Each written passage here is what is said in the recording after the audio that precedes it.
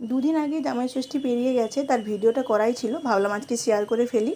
তোমাদের ভিডিওটা কেমন লাগলো অবশ্যই জানিও।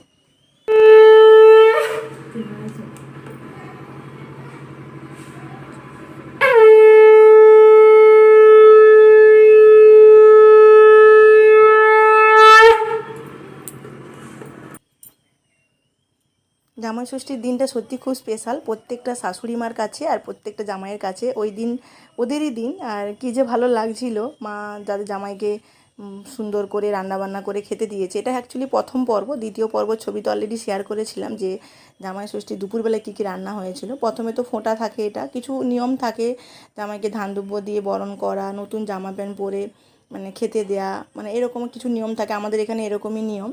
তো তো হয়ে গেছে, তো নিয়ম পালন হয়ে যাওয়ার পরে এবার জামাই খেতে বসেছে। ও তো খুব খুশি, বিভিন্ন ধরনের রান্নাবান্না হয়েছে, সকাল সকাল একদম টিফিন সেরে নিচ্ছে।